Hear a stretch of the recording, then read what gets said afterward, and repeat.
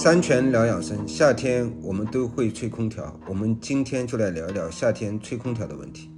我问你一个扎心的问题，在夏天你一边喝着祛湿茶，一边吹着18度的空调，一边不运动，一边吃着美食，却想着怎么增强体质，怎么减肥，这事儿不是很矛盾吗？很多病不是因为我们岁数大了才有的，是我们自己作出来的。夏天老天爷让你出汗，毛孔张开，阳气往外走，浊气寒湿都趁着这个机会排出去。可我们呢，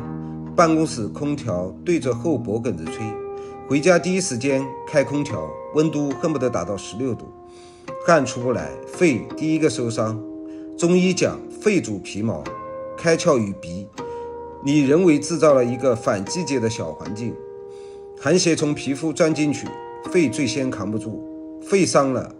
接下来会发生什么？肺和大肠相表里，肺气不降，你吃进去的东西不消化，山珍海味在肚子里变成痰湿垃圾，然后呢，人越来越胖，虚胖，不是壮，是那种一捏肉松松垮垮的胖。再然后呢，肺是相父之官，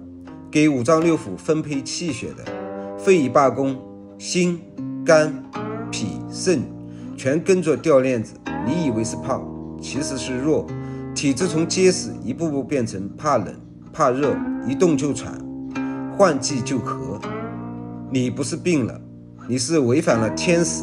夏天不出汗，就是在拒绝老天爷给你排毒的机会。真正的养生，不是把自己关在恒温箱里，而是该出汗时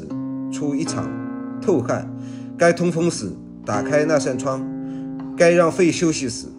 别拿冷风怼着吹。今天开始把空调调到26度以上，给肺一个活路，给身体一个夏天该有的样子，顺应事实才是最高级的养生。你记住了吗？